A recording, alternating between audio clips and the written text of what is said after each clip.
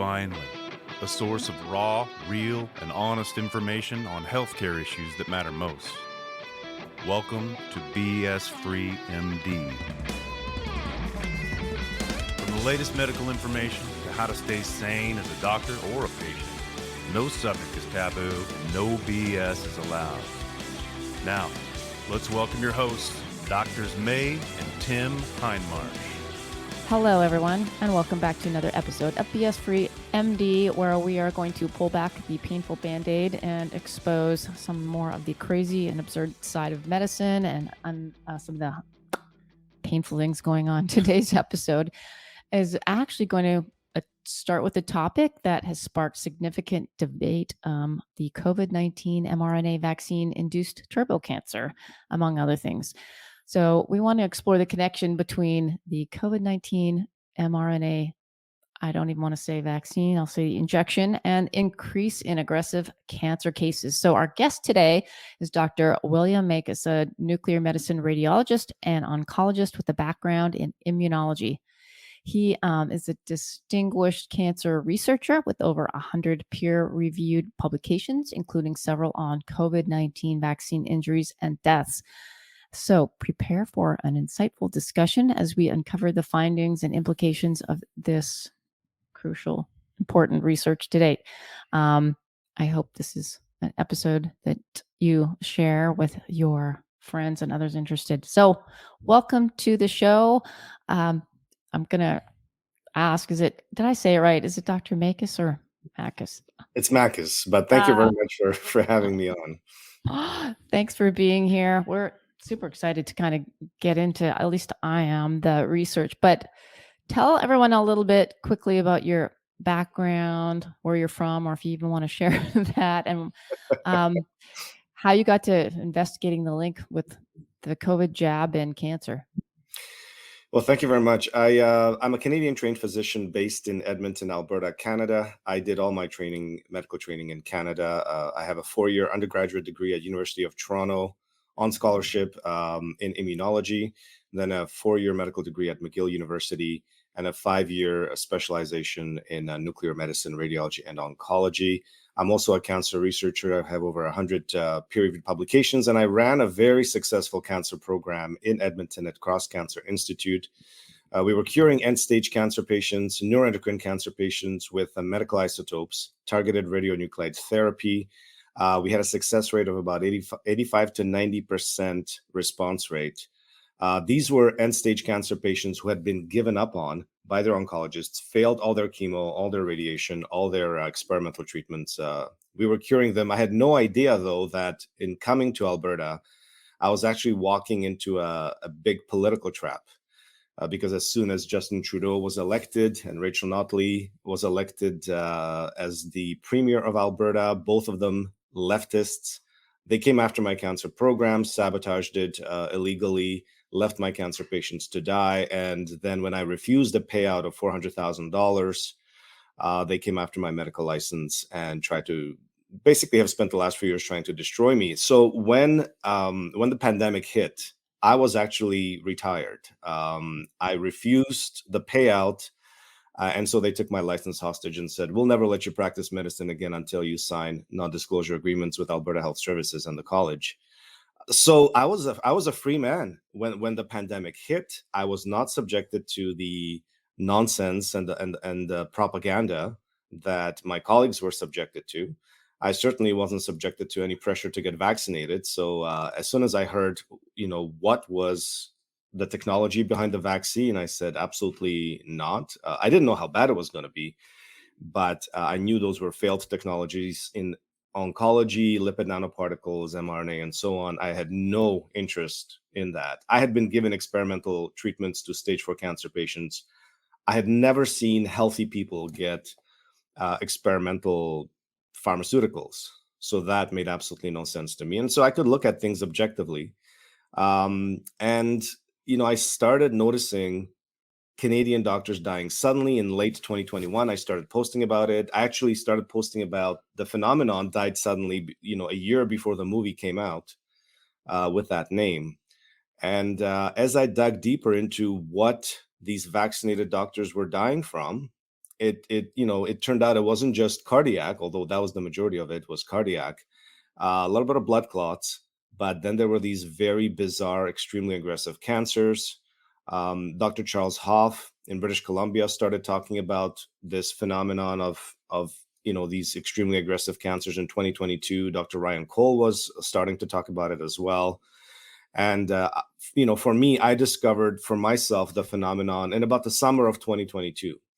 There was actually a cluster of physician deaths in Mississauga at Trillium Health. 3 doctors died of cancer within the span of 3 days. And this was just after the second booster rolled out. So there was a lot of attention on those deaths. And I realized there's something very wrong with these cancers. They're behaving completely differently. And so I've just been studying that phenomenon ever since. I have a peer-reviewed publication on one possible mechanism, and that's the IgG4 antibody shift. We've published that with an international team. And we're working on more publications. I'm working on a publication right now we've submitted in treating turbo cancers or these extremely aggressive cancers with repurposed drugs like ivermectin, like mebendazole, which is a version of fenbendazole. And so it's exciting work, and it's work that I can only do because my license is being held hostage, and I basically said, you can keep it. So if you don't mind, if we can rewind a little bit. Yeah. Why on earth did they want to go after you for doing this? I mean, this isotope magic bullet, basically therapy. Yeah. I mean, we've talked about magic bullet therapies in cancer for decades now. That was you look at stuff like Provenge. I mean, that's kind of what it was for prostate cancer. So why in the world would they be upset with somebody because they're actually curing patients with a novel treatment? Very simple. It wasn't making anybody any money. And the FDA sat on it for 20 years until certain pharmaceutical companies could basically acquire all the rights to all the various treatments for pennies on the dollar, basically.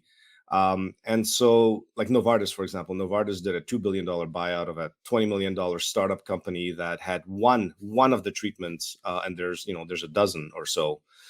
It was political, it was money, and I didn't know it at the time. I had no idea that Justin Trudeau and the Liberals were actually going to pour over $300 million into this technology. Now, they put it under the umbrella of precision medicine. Precision medicine was going to be the next big thing where your cancer treatment was going to be tailored to you. You would get diagnostic imaging specific to you, your cancer, and then you would get treatment very specific to you.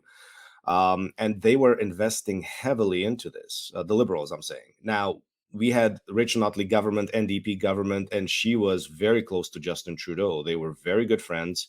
And so she helped them in this case. She sabotaged my program. We were the referral center for all of Canada. She sabotaged our program, destroyed it. It closed doors about a year later. And they just left those patients to die because those patients had no other treatment options. And they moved it to British Columbia under University of British Columbia, UBC, BC Cancer Agency. This is a multi institution partnership. And of course, the federal government. And they're building multi-city block complexes, cancer clinics, private cancer clinics, imaging on site, cyclotrons that produce the medical isotopes on site. We were importing it from the Netherlands. By the time it got to us, half the radioactive material had decayed. But because there's huge money behind this, you can treat stage 4 prostate cancer in patients who have failed all other treatments. You can cure these patients. When you do their scans, their PET scans, positron emission tomography, CT scans, and they're littered with cancer, you give them these targeted isotopes, and the cancer disappears. And I'm talking about bone mets, top to bottom, lung mets. The lungs are filled with mets, and with the targeted radionuclides that deliver the radiation to the receptors on the tumor cells, you can clear these cancers right up. Prostate and breast, that's the big one. I was doing a rare cancer, so they let me do it for 2 years, neuroendocrine cancers. The moment, they announced in the States that they had a version of this for prostate, it was game on for the pharmaceutical industry because that's where the big money is, prostate and breast. So what did they try to say you did? Like you Well, it weren't was breaking the they just wanted law. me out. They just wanted me out. And the funny thing is, they could have just waited until my contract ran out, not renewed my contract. That would have been it. But they were in such a rush. They basically framed me with some bogus complaints, and that whole thing fell apart. And then they basically just kept threatening me with lawyers. They put it all in the hands of lawyers. And the lawyers basically said, look, if you step foot in your office again, we'll have security teams drag you out. We'll strip you of your license and all that. Those threats started very early on. And the moment I refused the $400,000 payout and the signing a non-disclosure agreement with Alberta Health Services lawyers, the moment I refused the payout, within 6 hours, the college launched a brand new complaint and investigation against me, took my medical license hostage, and over the course of the following year or so, basically tried to have me declared mentally unfit to practice medicine. That was really the kind of the desperate move that they had, or the only move that they had, was to basically try to claim that I'm crazy. And I was crazy because I filed a lawsuit against AHS for breach of my contract. Yeah. So this is, we've heard this so many times, like when we interviewed our carnivore friend there, help me out, May. Oh, Sean Baker. Sean Baker. So Sean Baker gets patients to lose weight with the keto diet. They lose weight. Their inflammation gets better. He starts canceling surgeries. The hospital freaks out because he's the number one, joint surgeon. And then eventually they go after his license. It took him 4 years to clear his name, which he eventually did. And he's like, I haven't operated on anyone for 4 years. I've been doing all this other stuff with, metabolism. So I'm just going to do that and screw these guys. Yeah. So we hear what you're saying. There's a tremendous amount of power in not being under the thumb of the regulators to begin with. But I'll tell you, people, no one believed me, right? Because they're like, well, this guy must be crazy because, nobody else has trouble with the College of Physicians and Surgeons, for example. Well, we saw what happened with COVID. The college, sent out memos saying, you can't treat patients with ivermectin, hydroxychloroquine. You can't issue vaccine exemption letters, max exemption letters. And if you do any of these things, we're going to come after your license and we're going to strip you of your license. So people saw it on a much bigger scale, right. The corruption with the medical boards in the United States and the College of Physicians and Surgeons in Canada. Yeah, we had, now it's stripped my mind of the ER physician from Ontario that was kind of just doing his own thing. Trozy. Yeah, Mark Trozy. Yeah, we work together now, but but that's but you see it in his case, like it's very public, it's very blatant. They had him declared incompetent. This is an experienced physician who's basically got decades of flawless, spotless record, flawless work, and they declare him, incompetent to practice medicine because he basically stood up against the COVID propaganda and, of course, against the golden calf, the vaccines. Correct. Yeah. So, this is Ignaz Semmelweis times a million. So to wrap that horrible section up, it really sounds to our listeners that basically they're shutting you down because they want Big Pharma to be able to lead the way in making the money. And in oncology, it's big money. Cancer is big money. And I was told actually that in Alberta, cancer is like one of the it's like the number one moneymaker, and it's billions of dollars worth. Who gets the contract, which drugs get sold, which chemo. Chemo is probably the biggest moneymaker of all. So you try to introduce any kind of other novel treatments, especially targeted treatments that threaten the cash cow that is chemo. You're going to be targeted. But I was, really targeted quite heavily. And it was a blessing. Really, I consider it now a blessing in retrospect, because it basically gave me complete freedom during COVID-19, a freedom that no other doctor in Canada has, unless you've basically just given up your license willingly. Otherwise, they put you through a meat grinder through a legal process to get you stripped of your license, and they drag it out for years, like Dr. Charles Hoff, right? They've been after him and his license for 3 years now. They're putting him through a meat grinder. The small town where he practiced burnt down, his clinic burnt down, mysterious fire, right? And he was one of the first ones to say, look, these vaccines are causing blood clots. I'm doing D-dimers on my patients, and in almost half of them, the D-dimers are elevated. And he was one of the first ones to talk about that. And he sends a letter to the health minister, and next thing you know, his clinic burns down. Wow. That story I do not know, but would love to talk to him. We would love to talk to him. It was a small town, Lytton, BC. Now they said, I think it was forest fires or something, but it was shortly after he sent a letter to the health minister in British Columbia and said, look, there's something going on with these vaccines. My patients are coming in with blood clots, neurological symptoms. How do I treat them? The reason he wrote a letter to the health minister, he was asking, how do I treat these vaccine injuries? And they said, what vaccine injuries? That there's no such thing.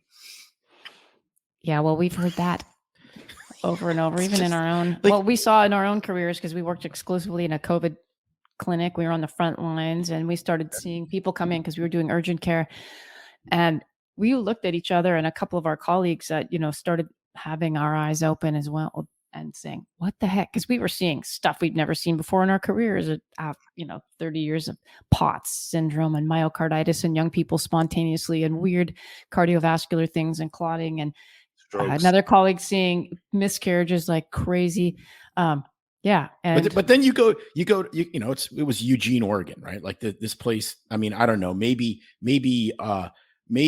Stalingrad during Stalin's reign was more liberal or more communist than Eugene, but I doubt it. And you go to these other physicians and you go, look at this. Every other patient we've seen has some weird problem, and they were just vaccinated. Oh, no, it can't be the vaccine. It can be everything else. But it's correlation, not causation. It can't be the vaccine. Yeah, it's safe and effective. And I was, and you sit there and you're like, are you on drugs? Like it was unbelievable. I mean, somebody would come when in your lifetime. Like, I'm a family doctor. I have vaccinated gazillions of kids. I delivered babies, so I vaccinated all these kids. When did you see somebody that got a shot in their arm and their arm was entirely red for 3 weeks or 3 months? It never happened once in tens of thousands of doses of vaccines that I personally gave. And then Moderna arm, it had a freaking name. Yeah. It's like, come on, people. And then you've got the lymph nodes lighting up on imaging studies in the same arm. You got, swollen lymph nodes at some, there's even a few cases where they end up developing lymphoma on the same side, in those lymph nodes that initially sort of blew up and took up the material. Yeah, I've heard that. And then sadly, as time has gone on, which I now want to get into, we know personally friends that have been diagnosed with stage 4 cancer, primary cancers with regular routine screening and no risk factors, and all of a sudden stuff comes out of the blue, or people with 2 primaries at once, all of a sudden, and you're thinking, what the heck, how does this happen?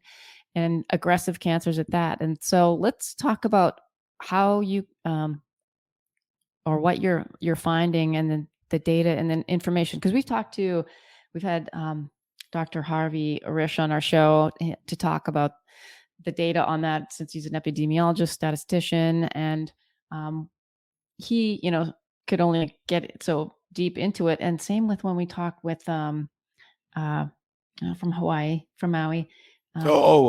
Ed Dowd. He was looking at it from the disability side of things, and the data on cancer rates increasing. So, what are you finding? Yeah, I'm, as a clinician, I look at it at the ground level.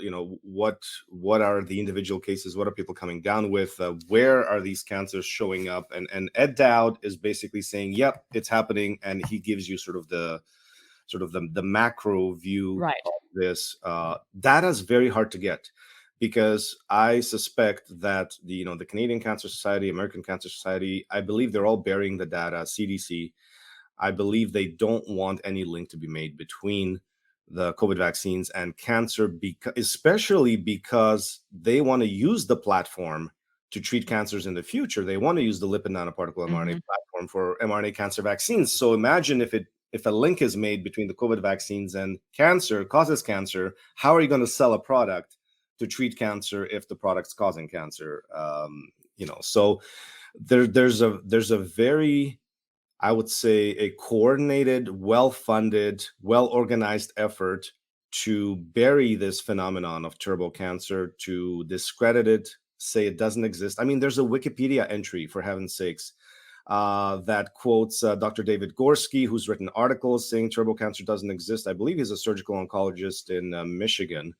And now there's some funding links between him and child sex trafficker Jeffrey Epstein.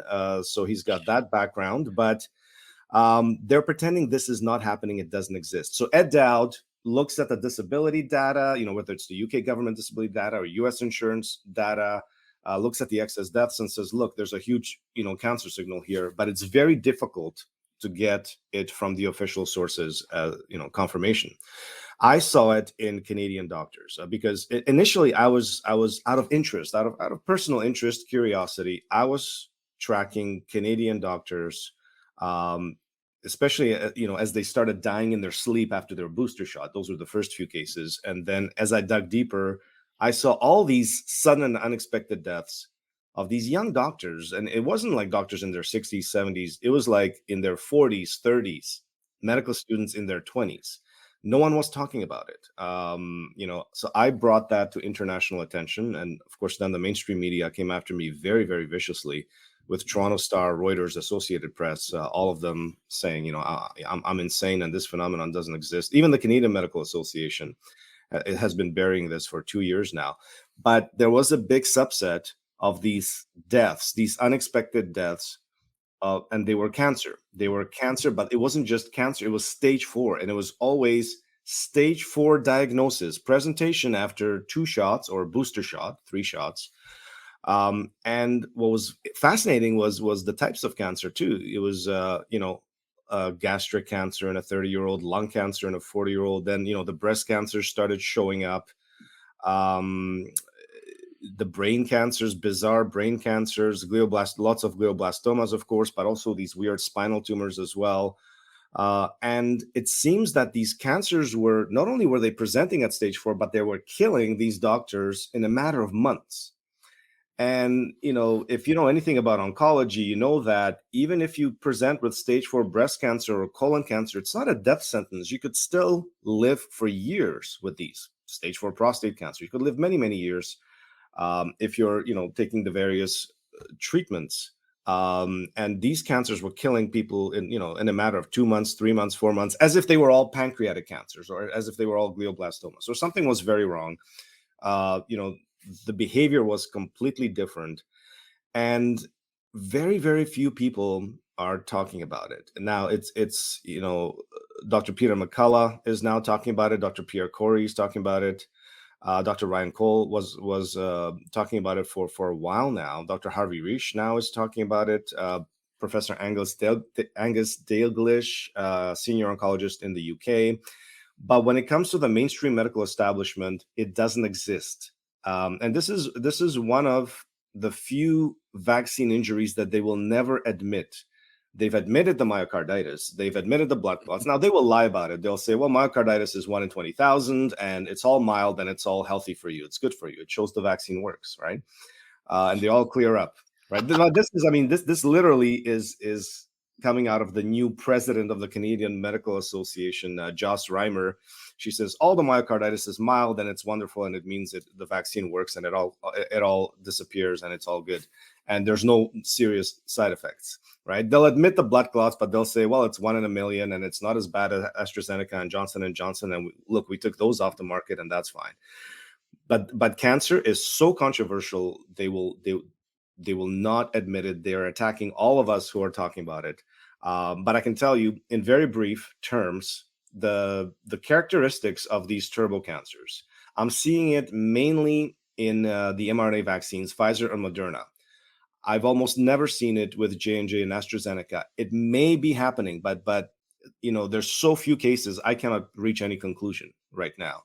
But I'm seeing thousands of these cases with Pfizer vaccines, Moderna vaccines. The presentations are stage 4.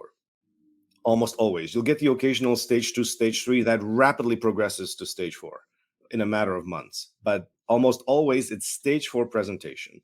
The top 5 turbo cancers that have come out in my research, the top one is lymphoma, then glioblastomas or brain cancers in general. There's some astrocytomas, some very rare spinal cord cancers, but mainly glioblastomas. And then for whatever reason, there's breast cancers, mostly triple negative breast cancers. That is the main one. That's also the one with the poorest prognosis. Colon cancers is another big one, and lung cancers for whatever reason. And so those are the top fives. Then there's of course an explosion of leukemias, pancreatic cancers, melanomas, sarcomas of all kinds, angiosarcomas. Like I could write an article and I could share 30 or 40 angiosarcomas. Like that is something you see once in your career. And I could give you 30 cases right now. I could spend, maybe 1 hour on the internet and I could give you 30 cases like that. So bizarre sarcomas, and what else? Testicular and ovarian cancer. So sort of the reproductive cancers, and kidney as well. These very extremely aggressive kidney cancers. And so this is, so stage 4 presentations. I gave you sort of the types of cancers. Now the prognosis, so response to treatment and prognosis, they don't seem to respond well to first-line chemotherapy or radiation therapy, or in cases of, let's say, colon cancer, immunotherapy. It's just all these treatments seem to fail. And even if you do get a partial treatment response, it seems to be very temporary. The cancer comes roaring back a few months later. And what I'm seeing a lot of is oncologists who have no idea what the hell is going on. I'll tell you, 99.99% of oncologists have no clue what's going on. They're giving their patients prognostications of, well, you're going to live 2 years, 3 years, 5 years, and the patient dies in 2 months, 3 months, 5 months. They are off in their prognostication by a factor of 10.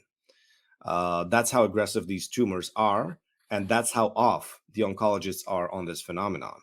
And that never used to be the case. Oncologists used to be pretty darn good at giving you a prognosis. I mean, we have these studies that are, hundreds of thousands of patients. We get these charts based on, the precise staging where you're at, what your 5-year or 10-year survival, disease-free survival, and all that.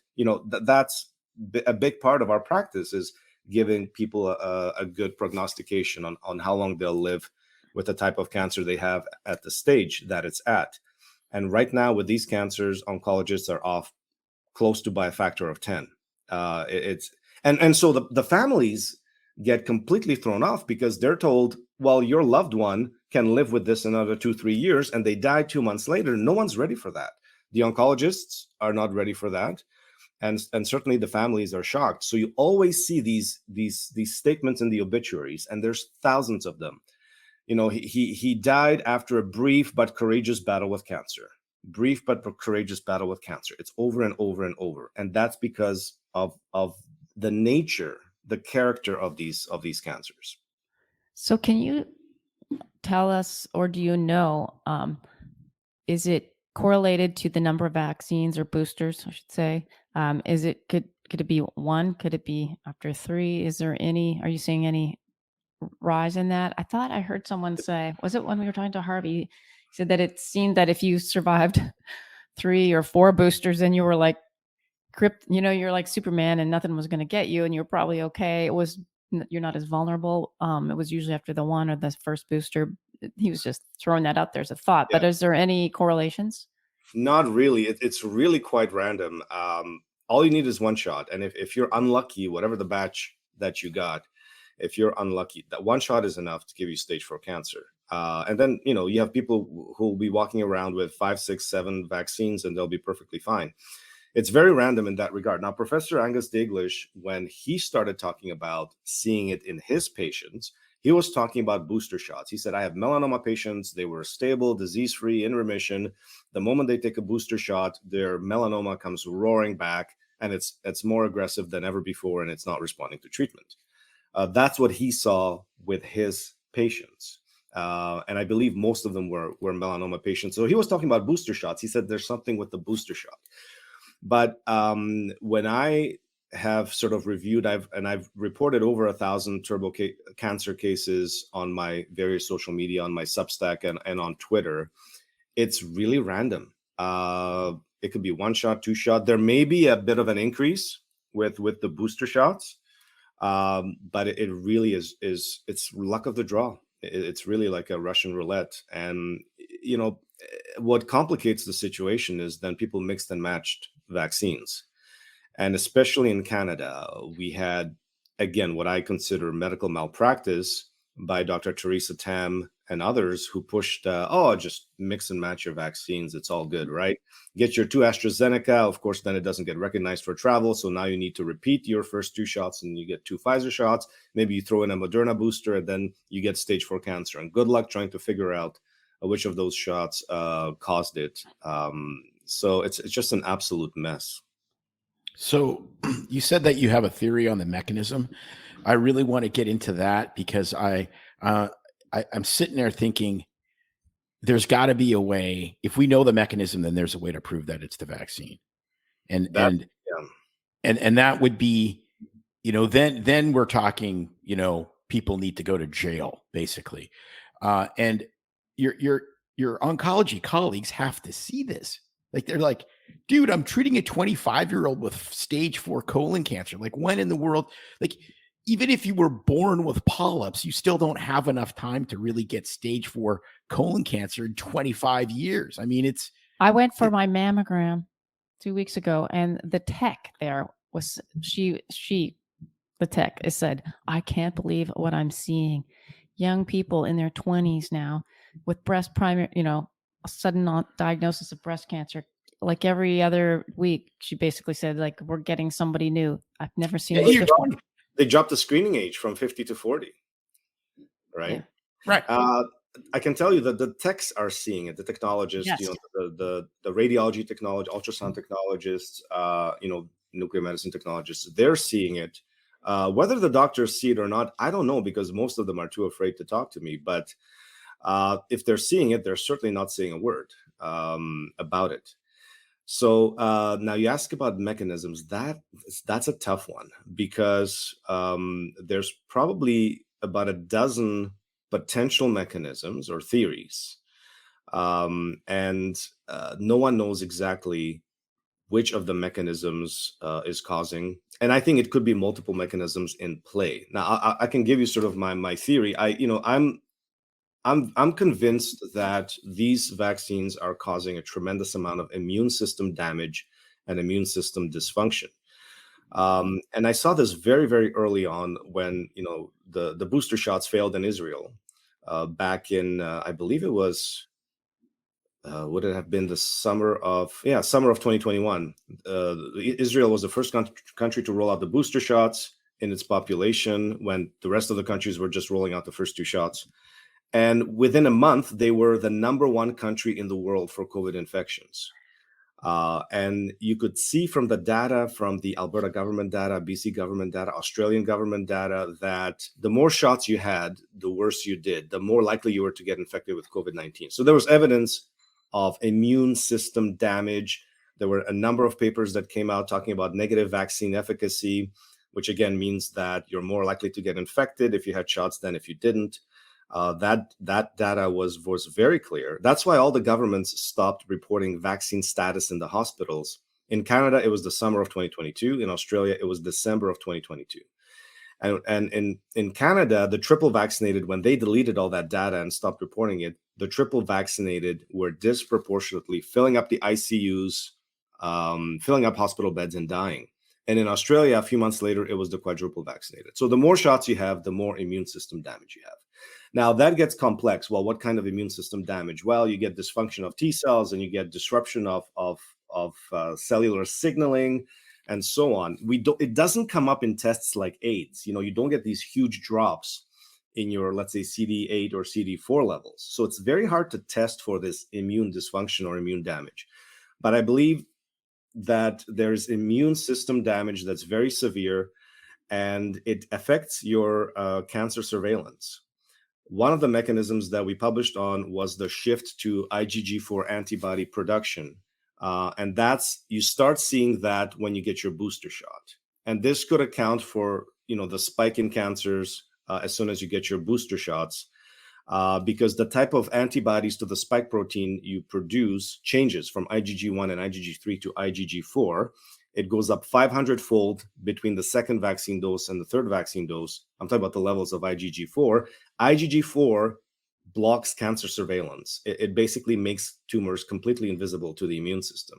So that's one potential mechanism, but there's others. And that's what makes this so difficult.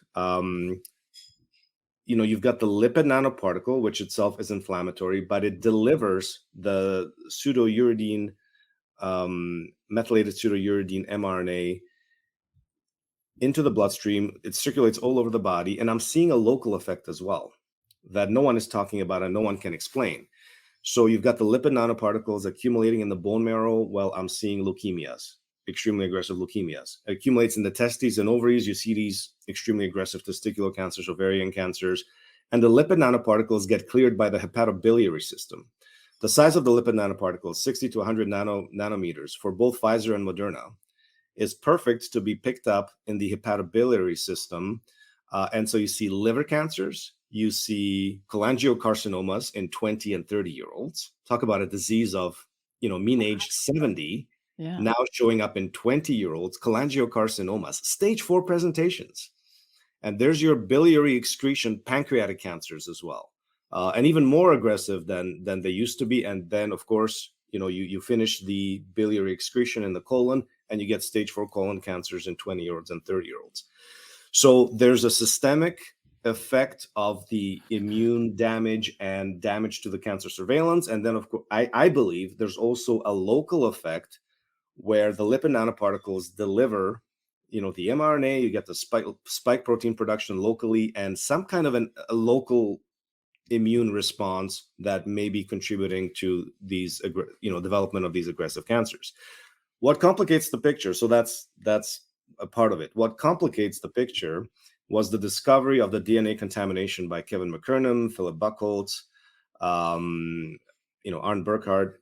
Once you get the DNA contamination thrown in there, with the SV40 promoter in the Pfizer vials, well, that's a whole new category of potential carcinogenicity, because now you've got trillions of copies of DNA plasmids and DNA fragments in every single vial of Pfizer or Moderna vaccine. You've got the SV40 promoter, which is theorized to actually deliver that DNA contamination to the nucleus, so to facilitate integration into the genome. And once you get integration events, you could be knocking out tumor suppressor genes. You could be activating proto-oncogenes. It's an absolute mess. I think we're going to see some major work come out of this research in the next few months. If we can prove integration events, we've proven genetic damage, and we have another big potential mechanism for carcinogenicity. So is there anything that you could tag in the cancers themselves, in these two, if you get somebody with like cholangiocarcinoma at 25 years old and you take the tumor out, could you tag it for spike protein or for the lipid nanoparticle or something, and look at it under a microscope or immunoassay or whatever and say, okay, we know the vaccine did this because there's chunks of the freaking vaccine in the cancer itself? So what you can do is you can certainly do immunohistochemical staining for the spike protein. I believe this has been done. Now, it hasn't been published, but it was done by Professor Arne Burkhardt, pathologist in Germany, and Ryan Cole in the United States. And I've seen slides where they did staining for the spike protein of, I believe it was a B-cell lymphoma. And every single lymphoma cell in the tumor expressed spike protein, every single one. And so the tumor was full of spike protein, like full. It lit up like a Christmas tree. And so, they should be doing that kind of staining. The pathologists should be staining all of these tumors, these extremely aggressive tumors, and see what lights up. Now, you could probably also do sequencing to see if there's mRNA present or if there's integration events. That's sort of outside of my specialty, but I believe you can do that. And a geneticist, Philip Buchholz in South Carolina, who came out and confirmed that, yes, there's DNA contamination in these vaccines. He's actually now doing that work. He's trying to do sequencing to prove integration events. And you could probably do that with the cancer cells, from a tumor that's been, excised during surgery. You send it to the pathology lab, and you could probably try to do that kind of sequencing and figure out if the mRNA is showing up in some form. But the thing is that, people are doing it kind of secretly, or they're doing it in their own labs. It's completely outside of the medical establishment. The medical establishment does not want to do this kind of work. They don't want to prove any kind of link between the vaccines and cancer, because you're killing a multi-$100 billion cash cow. And no one will risk their career to do, well, very few people will risk their careers to do that. Yeah, but we have a couple states that are suing Pfizer. Yeah. And I think that that's going to, once that dam breaks, then all the the regular class action guys are going to get on their private jets and have I believe we're going to see that dam break this year, probably by the end of the year. I think that dam's going to break. I think there's going to be some very convincing evidence of serious genetic damage, integration events, and so on. Well, as soon as that dam breaks, then anybody with an unusual cancer is going to want to get the assay done, and you'll have the lawyers paying for it. Yeah. Because if you want to talk cash cow, like you could sue Pfizer, you sue Moderna, you sue the federal government, you sue the state government. Like all of these people were all in bed together in this satanic orgy, and you can go after all of them because of the stupid mandates. If they wouldn't have mandated it, that's one thing, but they mandated it. Like that's you can go after the medical associations, you can go after the medical boards, the doctors themselves who didn't give informed consent, because none of them gave informed consent for these products. It's going to be an absolute bonanza for lawyers. Wow. So since at this point, these types of cancers, for the most part, would you say are not responding to regular therapies, or I would say how do you gauge that? Yeah, it's hard to quantify because again, I get partial medical histories from again what patients are sharing themselves, right? So I would say at least 50-60% of them will not respond to first-line treatment. The ones who do respond, you see partial responses, or you can get full response, but then a year later it comes roaring back and it's stage 4. So it's quite bad. The response is quite poor. And I think that's why there's hundreds of billions of dollars being poured now in the pharmaceutical industry into acquisitions. The large the large players like Pfizer and Johnson & Johnson, Novartis, and so on, GlaxoSmithKline and all that, like they're acquiring all these smaller cancer drug companies that have some novel cancer treatments, and they're pouring billions of dollars, often paying double the market value just to have those novel cancer treatments in their portfolios, because I think there's going to be an absolute tsunami of cancer. It's starting already, but and then of course, interestingly, you've got all these big cancer centers being built all across the United States, Australia, UK, and they're all slated to open in 2025. And so, there's a little conspiracy theory there too.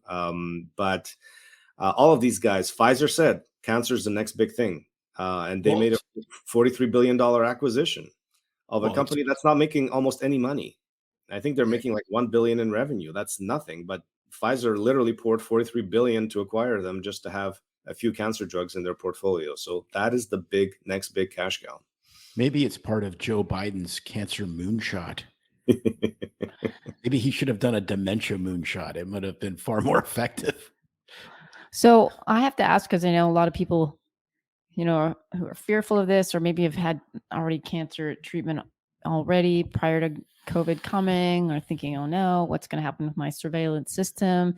Anything on the horizon, or that you know of in the research that would be helpful for people to look at in boosting? I mean, I'm not saying that you're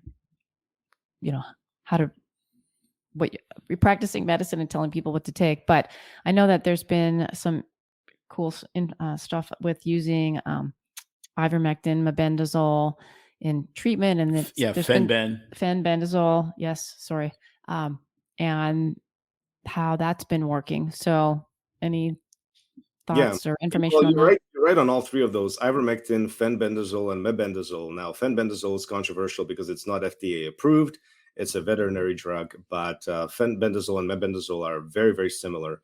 And mebendazole is FDA approved. So we're at a stage right now where there's complete blanket denial in oncology that this phenomenon exists. So, all these patients, they're coming to their oncologists, they're getting the standard chemotherapy, radiation therapy, immunotherapy in some cases, and these treatments are failing. And as soon as the treatments are exhausted, the oncologist sends their patients home to die, says, look, sorry, there's nothing else I can do for you. And, you're palliative now, you're terminal. That's happening, to thousands and thousands of people. Now, until we can figure out the mechanism or mechanisms in how the vaccine is causing immune system damage and how these cancers are arising from the local effects, for example, until we know the mechanisms, we're in a very, we're sort of going blind in a sense. But there is hope in that there are these drugs, these anti-parasitic drugs that have shown very powerful anti-cancer effects in preclinical studies, in vitro and in vivo. So, for example, in cancer cell lines or in mice or rats, and that's ivermectin, fenbendazole, and mebendazole. And so I'm putting them in category as repurposed drugs. They are anti-parasitics that have very powerful anti-cancer properties. We can repurpose them. And in the literature, in peer-reviewed literature, for example, mebendazole is actually referred to as a repurposed drug for oncology. There's a number of big trials that they're doing on it. So why these cancers? Well, they seem to be showing, at least anecdotally, the ability to basically halt or even reverse, stage 3, stage 4 cancers in these patients who've had the vaccines. And, you have to kind of look at the mechanisms of action. For ivermectin, it's got many anti-proliferation mechanisms, pathways, which are very interesting. But one that really interests me is its ability to kill cancer stem cells. And cancer stem cells are cells that are particularly resistant to chemotherapy and are responsible for metastases as well as recurrence. And so ivermectin is one of the few things that seems to really have powerful activity against cancer stem cells. When you look at fenbendazole and mebendazole, again, antiparasitics. Fenbendazole is a dog dewormer, basically. Mebendazole is a human version, antiparasitic of that. Well, they have also about a dozen anti-cancer mechanisms, so different from ivermectin. Some people think that they're the same and they're interchangeable. They're not. They have different mechanisms of action. And what's particularly interesting about fenbendazole and mebendazole is they upregulate p53 tumor suppressor levels. And p53 is a key tumor suppressor in about 60 to 70% of cancers in general. But there are some papers that are suggesting that if you've had COVID-19 vaccines, you have low p53 levels or you're knocking out your p53 gene because of some interaction with the spike protein and p53. So there's a couple of papers already talking about that. And so this antiparasitic happens to upregulate significantly p53 levels. It has another interesting characteristics in that it blocks the utilization, the cancer cells' utilization of sugar. So it actually inhibits glucose transporters so that the cancer cells are unable to take sugar into the cell and utilize it as fuel. So there's some very fascinating mechanisms, anti-cancer mechanisms, and they actually seem to be working in these extremely aggressive cancers. So, I've been suggesting these to people who've basically been sent home to die, who've exhausted all their, first line, second line, and so on, chemo radiation options.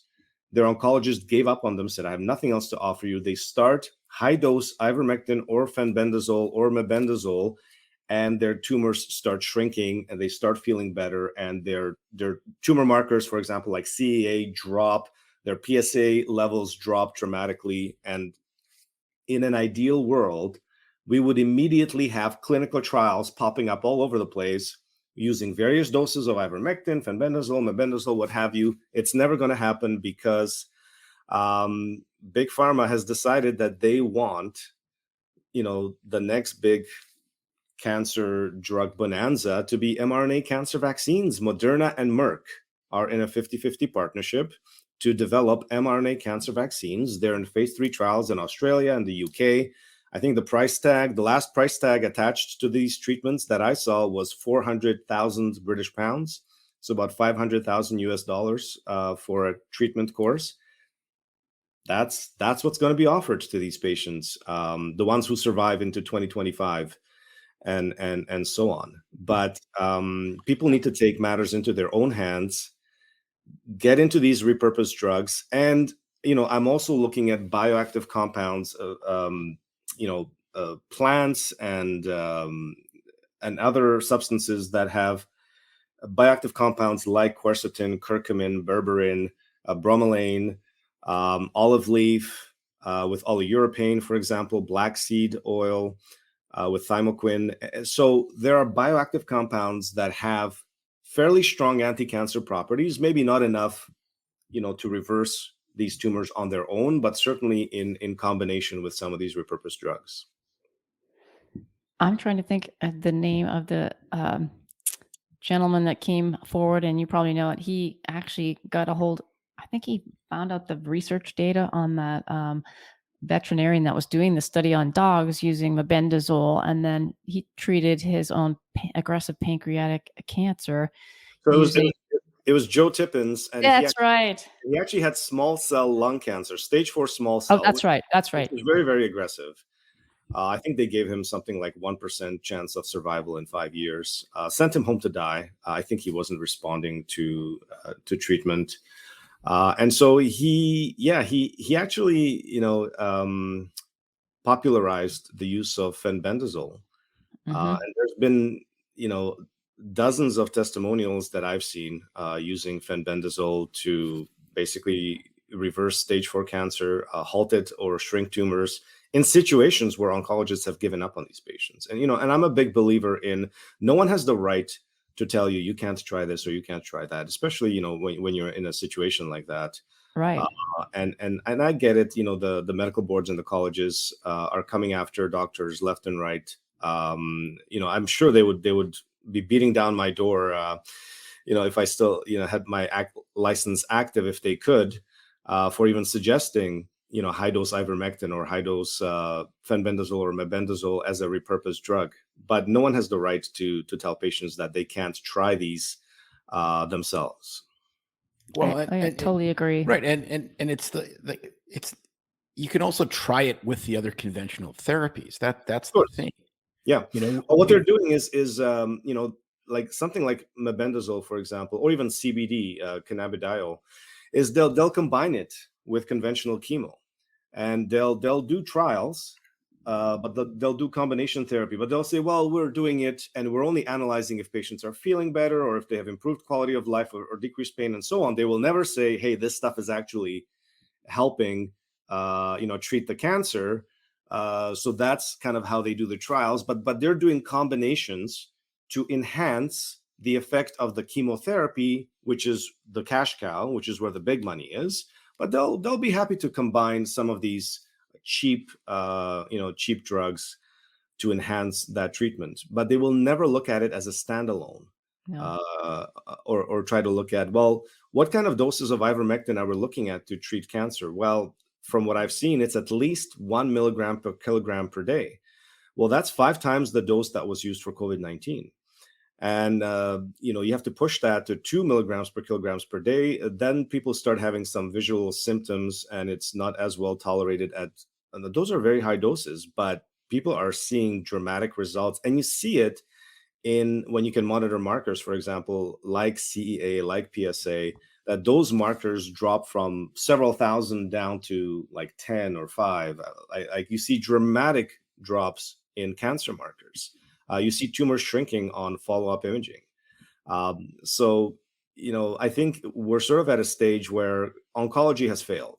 As a specialty, it has failed across the board in the United States, in Canada, in Australia, in the UK. It's a failed specialty. You go to your oncologist and you rely on your oncologist. If you have turbo cancer, you will die. It's 100% guaranteed you will die, and you'll die, probably as quickly as if you didn't go to your oncologist at all and didn't take treatment, because they're not even looking for mechanisms. They're not even looking for causes. And like you said, they must be seeing that it's not normal for a 21-year-old university student who was mandated COVID vaccines to be presenting with stage 4 breast cancer, triple negative breast cancer. I've never seen that in my career. If I saw a 30-year-old with breast cancer, I would be looking at, the geneticists and, okay, let's look at all the genetic markers, because there's something really, really shocking here. Now you've got, dozens and dozens of 20-year-olds presenting with stage 4 cancers, and no one is saying a word about it. And all we get from the medical associations, well, let's drop breast cancer screening from 50 to 40. Yeah, that'll fix it. Like, oncology has failed across the board. Well, and the thing that's the most horrifying to me is the self-censorship. It's the fact that you can't even ask the question. Like, look, ask the question. Maybe it's wrong. Maybe we're all nuts. That's fine. Let's just have a debate and figure it out. That's how you move science forward. I mean, we used to have grand rounds and people would be freaking yelling at each other.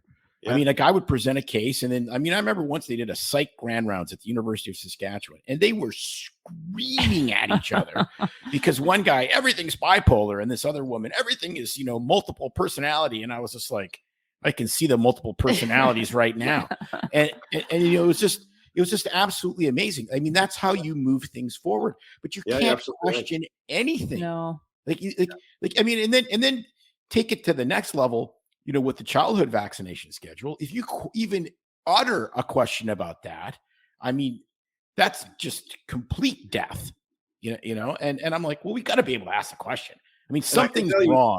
And I can tell you, where's the research count? So people will say, well, there's no papers about turbo cancer. There's probably about 30 or 40 of them. Now, they're not referred to as turbo cancer. You have to look for different keywords, but let's say there's about 40 papers on turbo cancer, possible mechanisms, or so on. The research is basically being done by a very, very small group of doctors like myself, Dr. Peter McCullough, Dr. David Speaker, Dr. Pierre Corey, Dr. Jessica Rose. And we've literally lost our careers licenses and everything for doing it, but we'll still do it, because to hell with these medical boards and medical associations, right? So it's being done by a small group of us. And then you've got basically researchers in Japan, in Korea, who still have integrity, who still have enough integrity that they will say, I will publish this no matter what. This is what I'm seeing. This is what's happening. I'm an honorable doctor, abiding by my Hippocratic oath. So we're seeing actually major COVID vaccine injury research coming out of places like Japan and Korea and so on. But your typical mainstream doctor is going to be basically hiding in a basement in a fetal position, being scared of the college or the medical board knocking on their door, and they'll keep their mouth shut. I don't know how long they're going to keep their mouth shut, because a lot of them are dying themselves, or a lot of them are coming down with these injuries and disabilities or cancers themselves. But something's going to have to break, because it's certainly in North America, medicine is in a very, very bad shape. And like you said, doctors are self-censoring. They're keeping their mouth shut. And it's almost like they're willing to go down with the ship, with the Pfizer and Moderna ship. Yeah, I get it. I understand if you're 5 or 10 years into your career and you're still $300,000 in debt and you just bought 2 Teslas in $1 million house. I was 6 years into my career, and I was railroaded because of my cancer program and retired. But I didn't take the payout. I could have taken the payout and left somewhere else and started over. But that's the thing, is that what kind of a person are you? And I don't know how a lot of these doctors live with themselves. Honestly, I can't anymore. It's you can claim ignorance in 2021, maybe 2022, but 2024, no one can claim ignorance at this point. No, absolutely. Well, we stand with you and are so grateful that you're speaking out, and we hope to stay in touch with you and find out what more you the next conversation is discover. What made you at 6 years of your career have the stones to be able to basically flip them off. That's another conversation that I'd love to have because we've found this, there's some very, very courageous people that we've met. There's some crazy people that we've met. And then there's everybody else. Like everyone thinks that they're going to be the person that would have, hid Anne Frank in their attic. No, you wouldn't. You'd be screaming at the Gestapo that there's a Jew in your attic. To be honest, that's most people, unfortunately. And so every time I get a hold of, one of these conversations with somebody who has been truly courageous, part of me wants to know, okay, what serum do I need to pull out of you to be able to, transfer that? Yeah. So I know you have a time deadline and we want to be respectful of that. But for people who want to learn more or follow you, I know you have a Substack. Do you want to share that and where else people can look at your research that you're finding? Certainly. I have a Twitter account that's very active at MakisMD. And then my Substack has been just absolutely on fire in terms of subscribers and supporters and so on. And it's makismd.substack.com. Fantastic. Well, thanks again for being here. We will let you go. We can't wait to talk to you again. Yeah, we'd love to talk to you again. This has just been wonderful, Dr. Makis. And just enjoy that Edmonton weather for us. It hasn't been too bad. We had a heat wave in the low 30s. Now it's about a nice sort of 26, 28. So I'll enjoy it while it lasts. Yeah. Our hearts go out to Jasper because I remember we spent a lot of time there and that was too bad about the town burning. So anyway, thank you very much. Thank you for having me. And I'll be happy to come on the show again. Absolutely. Thanks again. Thanks. All right. Well, that was amazing conversation and one that we've been wanting to find someone like that for a while to shed some light on specifically the turbo cancers and the data. What a perfect guest to do that. So we hope you all found this conversation eye-opening. And not just horrifying. Yeah, that's I hate to leave people feeling that way. Well, we left on the happy note of the repurposed drugs, so that there was some happiness there. Yeah, exactly. So if you know anybody that definitely could listen to this, even if you don't, please share it to someone. And also, before we go, I always forget to do the community shout out. We want to give a quick shout out and thanks to Viva Lalita from Facebook. Thanks for tagging a friend in one of our funny political memes, and your engagement and sense of humor keep this community fun, lively, and keep Tim engaged in posting all his crazy memes. So we appreciate your support. Thanks a ton. All right, everybody, keep those comments, questions coming. We love hearing from you. Stay curious, stay informed, and as always, stay BS free. It's no secret that medicine is a bit uptight. That's why Tim and I created BS Free MD to mix things up a little and have fun in the process. Besides, we are having these exact same discussions all the time, so we thought we might as well invite everyone to the party.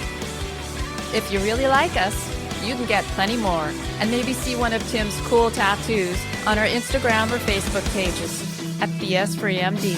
See you next time.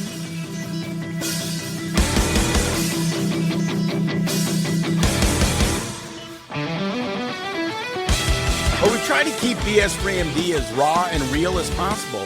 We can't be held responsible for any medical decisions or discussions had as a result of what you've heard on the show. We know, bummer. But the truth is, we really do care about your questions. So feel free to reach out to us by email at doc@bsfreemd.com.